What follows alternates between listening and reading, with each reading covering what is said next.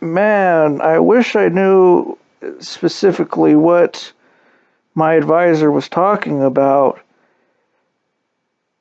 Gabriel, give me the structure of the United States government. Gabriel. The United States government? Okay. The United States government, wow. Well, is that's the federal government.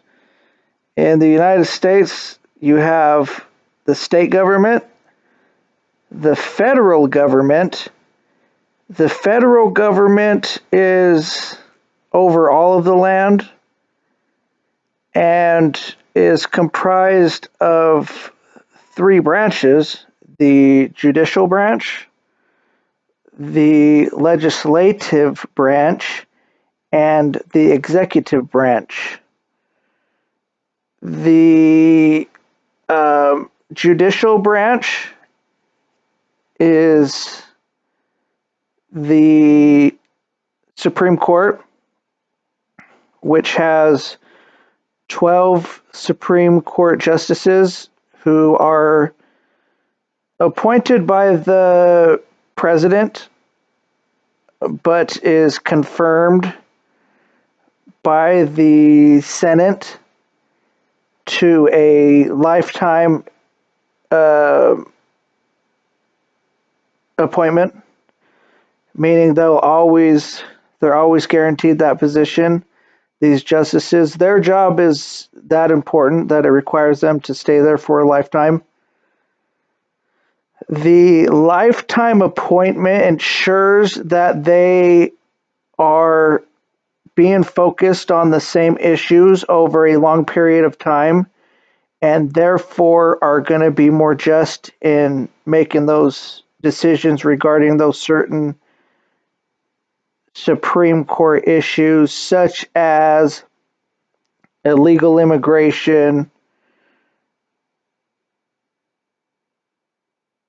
as it relates to gun ownership. Can illegal immigrants own a weapon?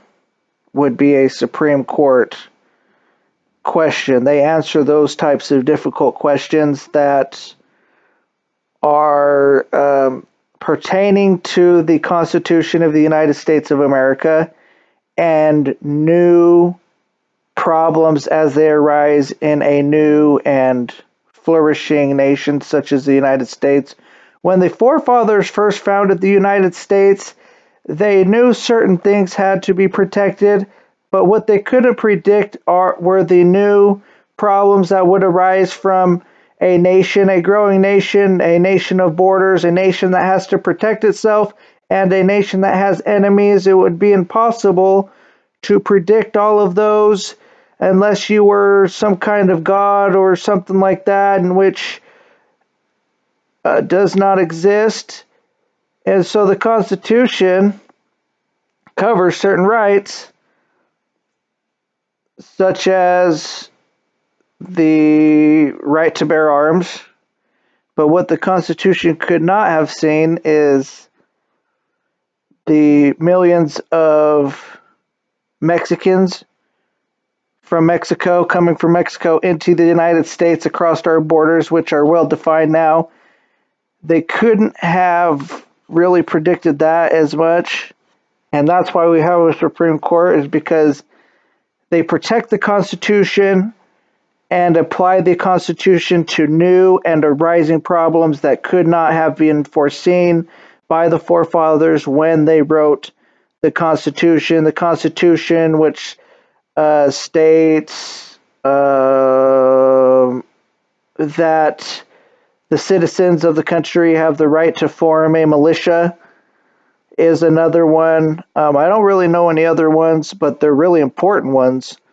I think another one, there's the Bill of Rights. That I believe that's an amendment to the Constitution, like the freedom of speech, freedom of expression. I believe all of that stuff is a part of there. So they knew these things were important because they said what they believed in was, well, the human condition, the things that are important to the human right now, are going to be true throughout any time period, no matter where you're at. But they also understood that, yeah, changing times, there's going to be problems, specific problems, not just the human person has the right to speak freely. Yeah, okay, but what about the advent of technology? They couldn't have foreseen that, and they also understood that what the future holds, is something great and unpredictable. They didn't want to predict the future. They believed in not predicting the future, unlike Nostradamus. They didn't want to predict, they were against predicting the future, which is why they elected the judicial branch and why they have Supreme Court justices for lifetimes sitting in those seats answering these difficult questions. It's like a career, it's fun for them. It's not necessarily, I wouldn't get it confused for that it protects you on the individual level as much as it's entertainment for you.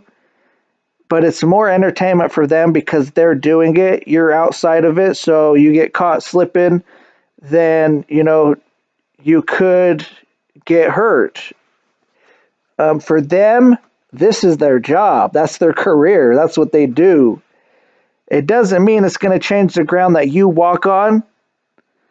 But what it does mean is that people actually look at these things, they make it their career, and it's that important. And not only that, but the government, the federal government, makes steps to try to help people who want to help themselves. They understand that you can't change anybody, you can't make somebody do something. But what they want to do is they want to be a force for good, and so they want to be able to have channels there. They answered, the Supreme Court justices answered this question, how about let's do this, this, and this, but let's not go into the people's homes and make them eat this food, drink this drink, go here, but let's have it available for them if they come out and they seek it out, or this and that. That's what the judicial branch is all about. That's the first branch of the United States government. I hope this isn't too much for my advisor, but I have a lot to say on the subject, so I'm sure. Advisor, is this too much for you? Is this what you're looking for, advisor?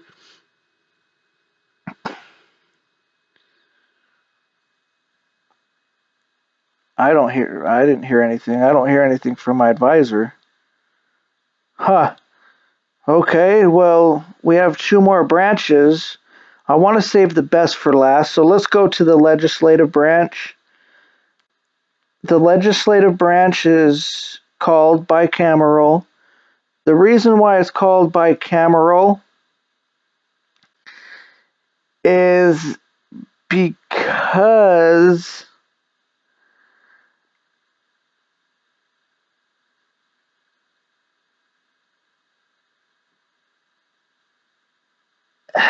it's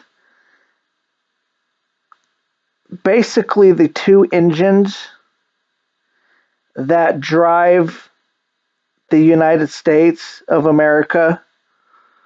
It's where the nuts and the bolts get screwed in. It's where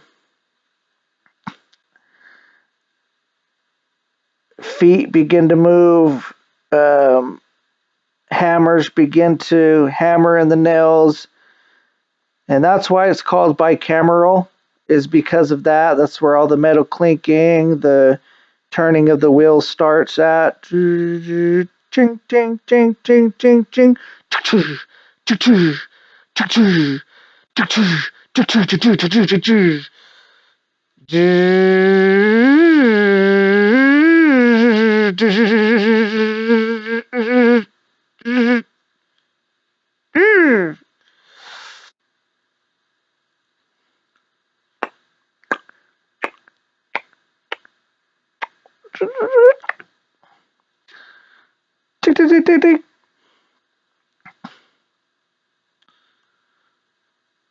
How much more time we got on that project?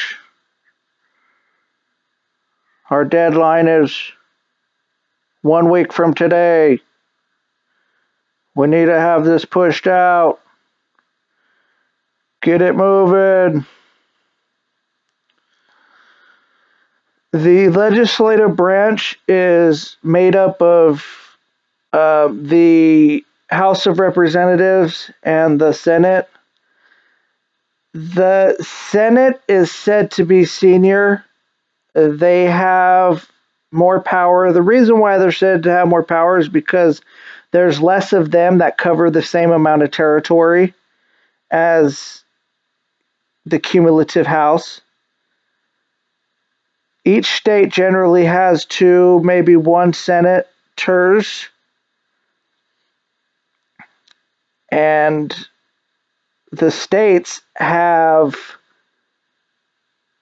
several House of Representatives, like 5, 10, 15 representatives for any given state, and a total of, I'm going to say 423 House of Representatives in total, which all cover the United States, the entire United States, but each state has different number of representatives based on two factors: the population of a designated territory within the state. So they break down the state according to a certain area. Based on the population size of that area is how many representatives they're going to have. And there's a formula, it's like one representative for every 50,000 people, for example. The formula comes from the Constitution. It's a formula that was brought over from ancient Egypt, from the pyramids. When they constructed the pyramids is based on this mathematical formula. They figured if the pyramids were built thousands of years ago, without the technology we have today, yet it's a huge, massive feat. Now, yeah, they understood, well, it's not as technologically advanced as, say, a building in Las Vegas or a hotel building, even the Luxor in Las Vegas, which is a pyramid itself.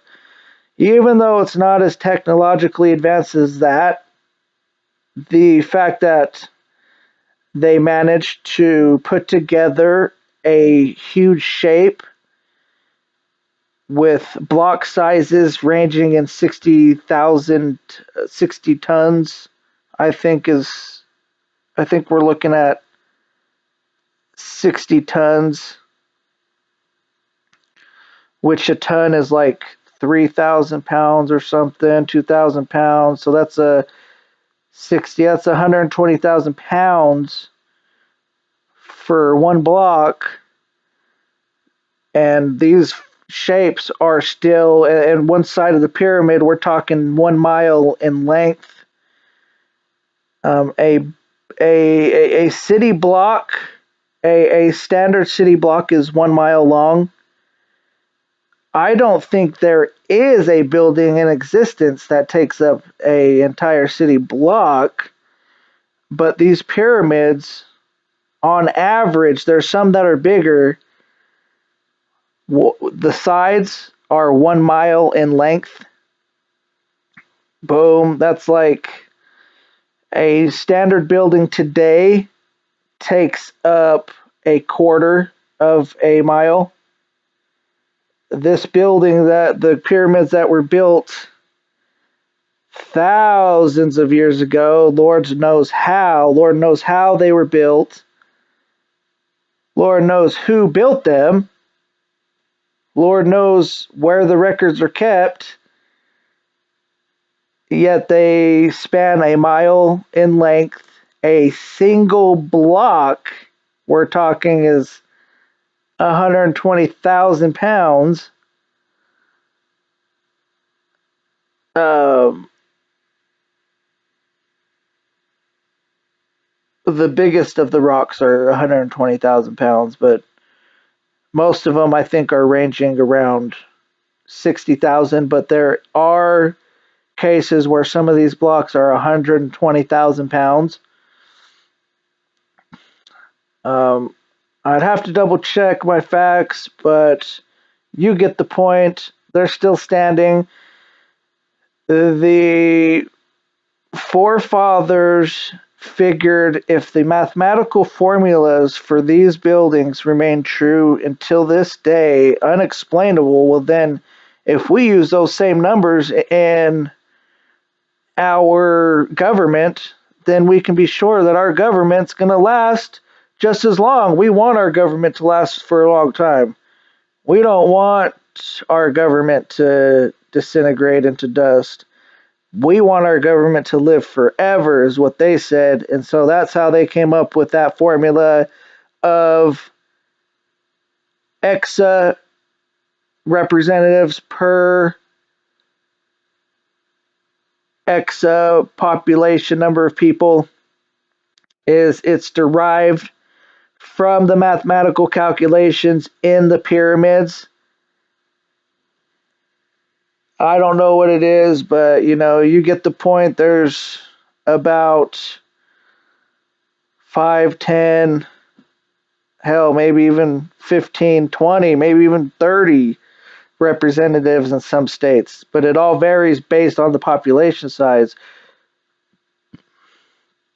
So, for example, the city of New York City is going to have more representatives.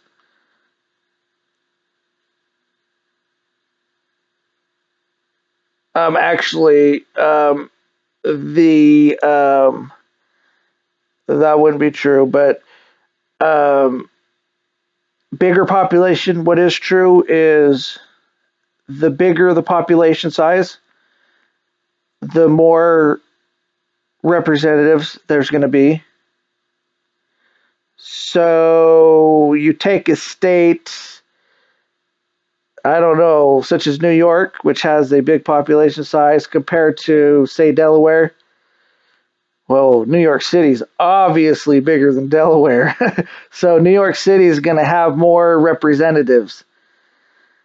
But as opposed to the Senate, which there are, I believe, two in every single state, no matter the population size. And so that's why the Senate is said to have more powers, because whether you're in New York City or Delaware, there's still going to be two senators per state.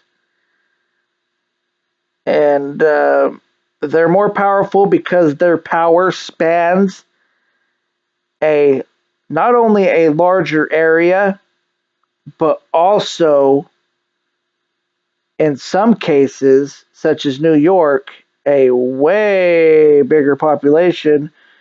Now,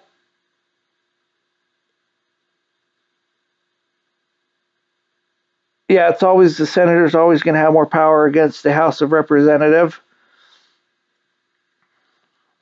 which is against the representative. But a group of representatives could have more power than a single senator.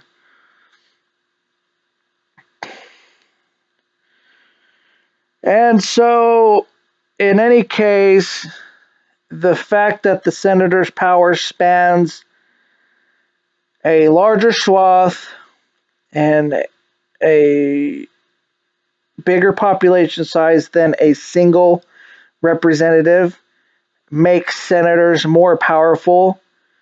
Now, on the aggregate scale, that's a different thing, but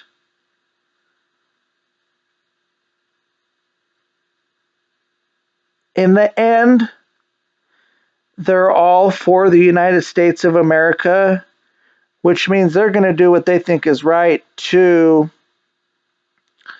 advance what their population thinks is right within the House, within the Senate. And so their agenda, as opposed to the president, which is the next branch, which, I don't think I really want to delve into that because that's my favorite one. So I don't want to talk too much shit on the executive branch because it's my favorite branch. But we'll just stick to the legislative branch. The legislative branch, in simplistic terms, is the branch of the United States government that writes the laws.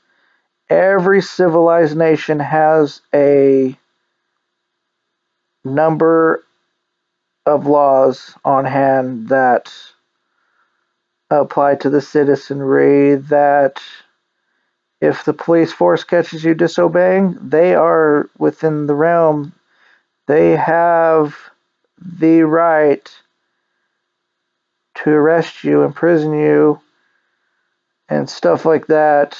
They are justified. That's why they're laws, because they believe they're wrong, and that gives them justification. Remember, in life, everybody's just looking for justification to do what they do, to do what makes them feel good. They will go to any lengths to ensure that they get their pleasure, that they get their cigar, that they get that pussy. They'll invade other lands. They'll write a fake document that says this, this, and this is right according to this, this, and this. And they'll pursue that agenda in order to merely do what they do, continue doing what they're doing. People will go to those lengths. Now, you and me, my friend, obviously we're individuals, but we also want to do what we want to do too. We want to be pleased. But you see me right here. Um, I'm talking on this camera, but I'm not going out here and stealing alcohol because I want to do what I do. I want to achieve my pleasure. I want to do what makes me feel good. I'm not out there writing a document to ensure I can procure that alcohol by stealing it, but yet still be justified and yet still say, oh, I'm doing the right thing. That's what I'm not doing. So that's what differentiates me on the individual level compared to a senator or a representative. Is you see me, I'm doing just fine. And I operate on a whole different level. And so that's how I see it. I see myself as better than them because I don't go to extreme lengths to justify myself. You have to be scared of those types of people because they'll commit neurosurgery on you in order to get what they want. And do you want a needle in your head? Do you want a scalpel blade cutting open your scalp? I doubt it, brother. I doubt it. I doubt you do. I highly doubt you do. And that's what these cats do. They go to extreme lengths to justify themselves. Extreme lengths.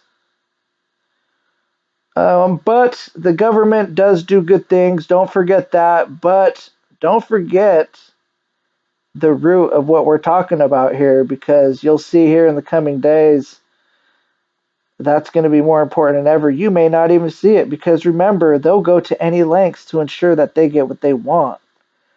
So the truth, where is the truth? What's the truth? As a human being, I'm searching for some kind of truth that applies to everybody, that connects us, that's a common thread. What's the truth? That's what my question is. And that's the question that I often find myself asking way too much because there is a truth. It is there. It does exist. It is talkable. It is speakable. It is creativable and all of that stuff. But I'm still asking the question, And that's a big problem. That's where unrest and unruliness begins to set in. But back to the House of Representatives, where the United States legal code.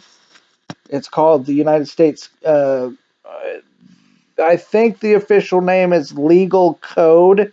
I know code is in there. Once a law is signed into into law, it goes into what's called something something code. This code is held in the United States Congressional Library. The United States Congressional Library holds the entire legal code, all the federal laws that are been signed in. Trust me, it's not a navigable code. You have to have a degree, a law degree, just to read the code. I find that funny, but they're doing something different, and so it's not necessarily bad. It's you're digging through their stuff, is what it boils down to. Because they're doing stuff. What are you doing as an individual? Is what I learned. Yeah, it pissed me off that it's hard to read, but you come to think about it, how many of those laws apply to me? They're important to them. Obviously, they're important to them. I can't read it. There's something not right there. Um, and what I found, the reason is, just like the chief justices, they're doing that for themselves. That's for themselves. The legislative branch, that's for themselves. When they pass laws, that's for themselves. You got to ask yourself, what is important to me here and now? What do they do that affects me here and now? Those are the real questions. Other than that, I would venture off to say that you're in the wrong when you're on their websites trying to read their documents and you get mad and you think they're doing wrong. Well, you have bad thinking. Your thinking is bad and you're bad at that point in time because they're just doing what the human person needs to do, what you want to do, what they want to do, what you want to do, what everybody wants to do. They're doing it.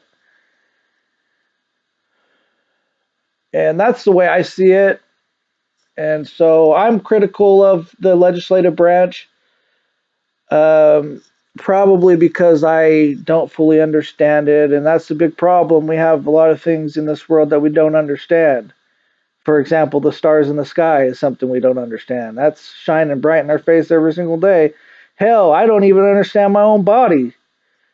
So it's like we have all these things in our lives that we don't understand. Yet they're staring at us in our faces every single day and stuff. So it can get frustrating. The legislative branch can get frustrating because I don't fully understand it. I see what they're doing, and it's all cool and fine and dandy, but uh, it's just what they do. It's what they're doing. Now, what I'm doing here, I'm just answering a question that my advisor asked of me. My advisor asked me a question, named the hell. It's been so long I can't even remember what the initial question was. I just know that they wanted to know. My advisor wanted to know the structure of the United States government, and so I'm just answering that question. And I'm trying to figure out things myself. That's what I'm doing. And that's what I'm sitting here doing. I like when my advisor asks me questions that are interesting to me because I could speak on them more in length and also discover things about myself. And that's all that I can do at this point in time when my advisor asks me a question. Anyways, gotta go. Adios.